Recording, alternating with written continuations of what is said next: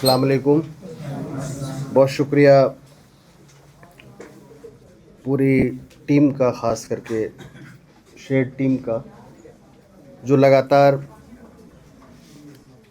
छात्रों, युवाओं और ख़ास करके सीमांचल और अपने इलाके के बच्चों के बीच करियर ओरिएंटेशन, उनके मुस्तकबिल को संवारने को लेके किसी न किसी फॉर्म पे डिस्कशन, डिबेट, इंगेज करने का काम जारी रखा है। उनके लिए एक बार ज़ोरदार ताली पूरी टीम के लिए देनी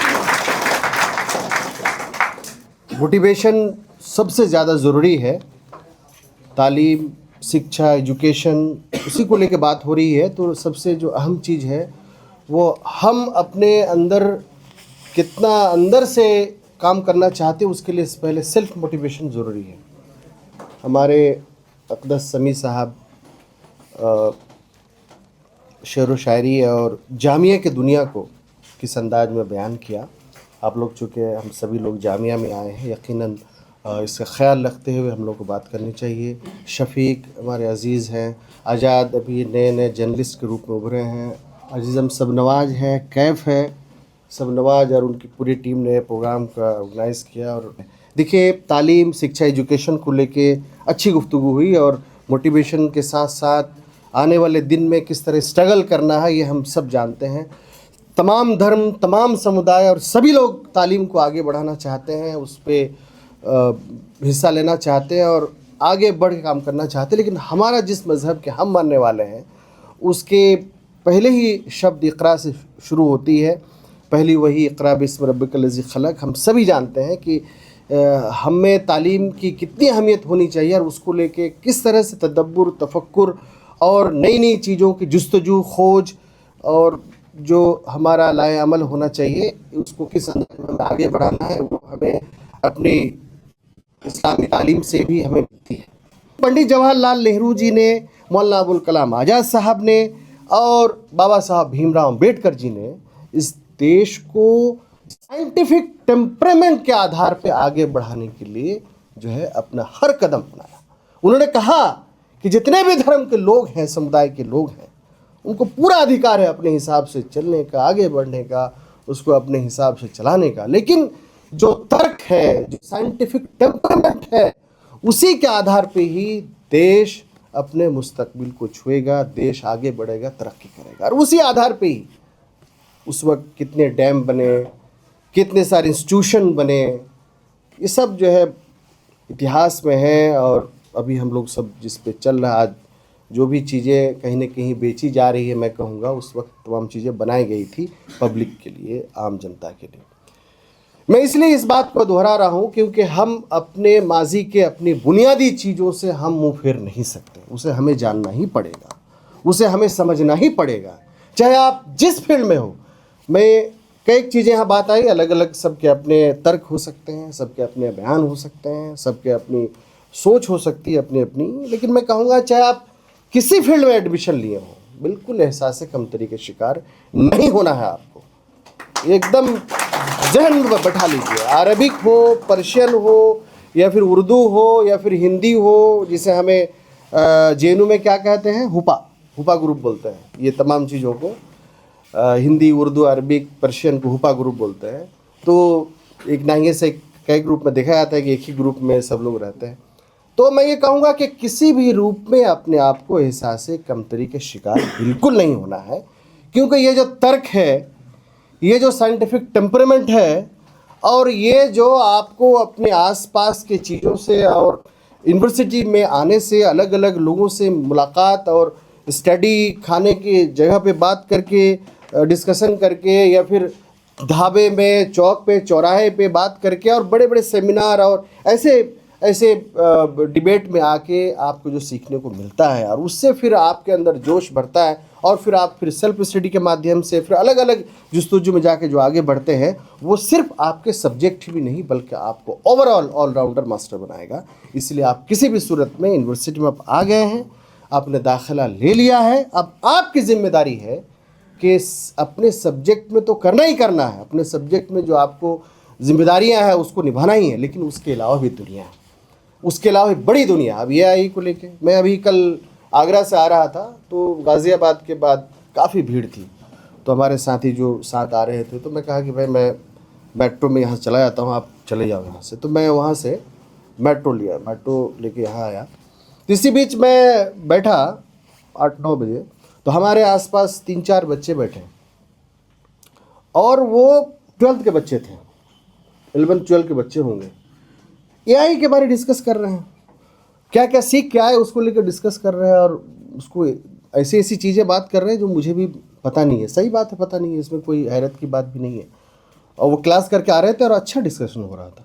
तो मैं ये कह रहा हूँ कि आज की डेट में जैसे अभी बात दोहराई गई, मैं उस बात को दोहरा रहा हूँ कि कंप्यूटर आने के बाद ये आया था कि जॉब ख़त्म हो जाएंगे, लेकिन यकीनन कंप्यूटर लाजमी हो गया, इंटरनेट लाजमी होगी हर चीज़ में।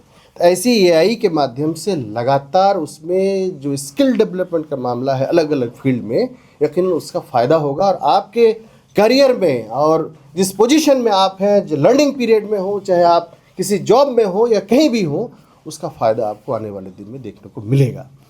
तो इसीलिए हमें जो हालात के हिसाब से तमाम चीज़ें चल रही हैं तो उस पर नज़र बनाए रखनी है। तो मैं कहा कि सबसे पहले अपने कोर्स जिसमें आप एडमिशन लिए हैं, जाहिर सी बात है वो आपकी तवज्जो होनी चाहिए, लेकिन वही आपकी एक दुनिया नहीं है। छोटे छोटे कोर्सेज़ की बात आई कि छोटे छोटे शॉर्ट हैंड कोर्सेज़ और भी कोर्सेज़ करके एडमिशन लेके आप जॉब कर सकते हैं, जाहिर सी बात है ये गोल्स होनी भी चाहिए। और ये मुझे लगता है इस पर एक बहस होनी चाहिए कि किस किस में आपका इंटरेस्ट है, लेकिन हम इसके अलावा भी थोड़ा सोचें और भी आगे बढ़ें।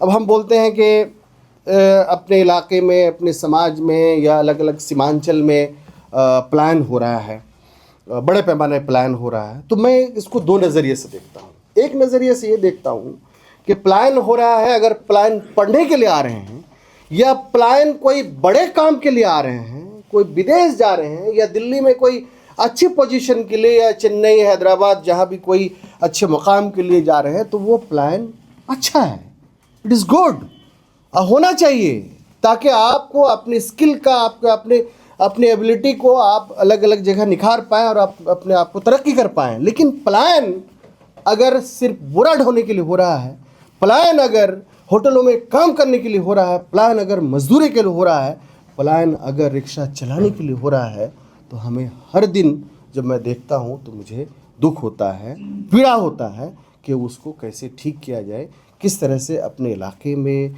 इंडस्ट्री लगे, फैक्ट्री लगे, किस तरह से अपने इलाके में भी जो है अलग अलग तिजारत बढ़े, जिससे यहाँ के लोग भी वहाँ जा पाए।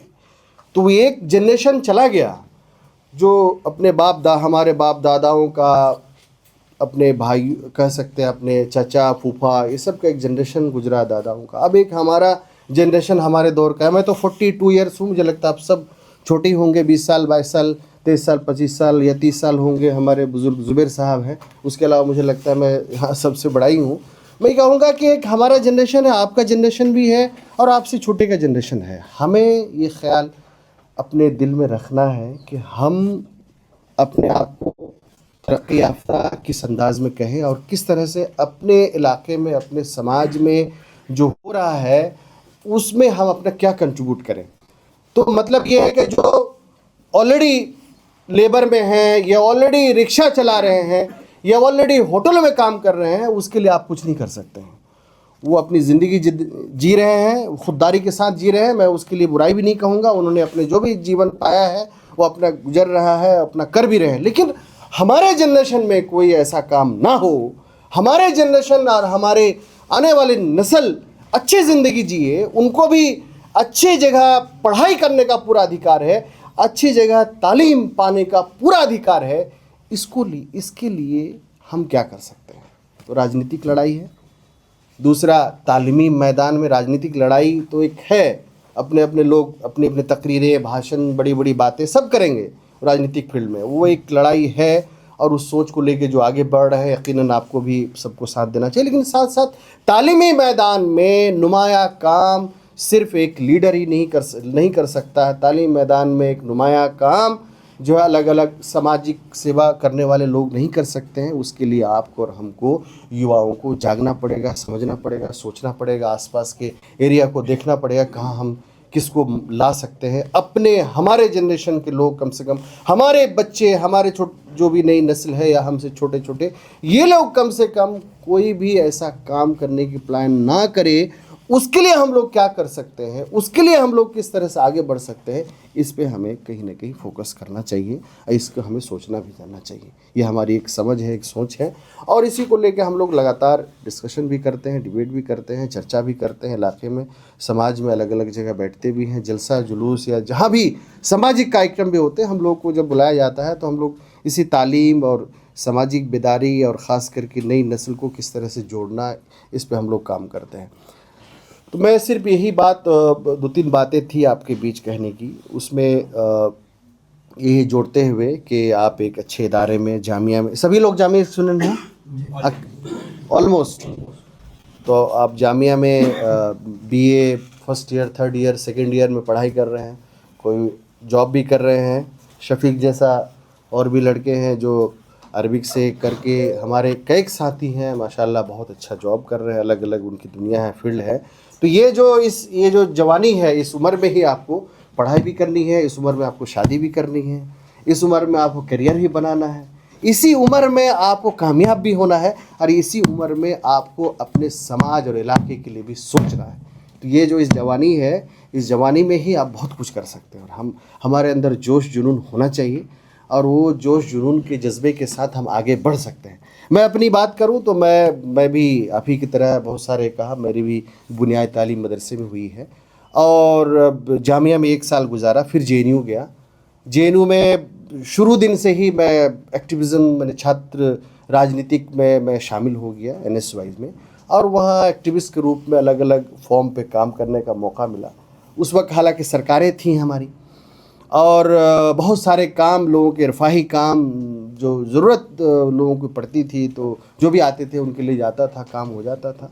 लेकिन जब यहाँ से अपने फील्ड में, अपने असल मैदान में जब हम मतलब मैं गया कटिहार, पूरा बैग एंड बैगेज लेकर के, क्या मुझे राजनीति ही करना है, समाज के अंतिम पायदान के जो दुख दर्द है उसको समझना है, और उस समझ करके आगे की रणनीति बनाना है, और इलाके समाज में, हमारे इलाके में तरक्की हो, उसके लिए काम करना है, उसके लिए अपनी सोच डेवलप करना है। और मैंने राजनीतिक फील्ड को चुना। तो उस वक्त जो मैंने महसूस किया और जो मैंने देखा कि हम लोग उस वक्त आते ही हमारी सरकार चली गई। मैंने 2013 में मैं यूथ कांग्रेस का अध्यक्ष बना था कटिहार का, और 14 में सरकार चली गई, नई सरकार आई।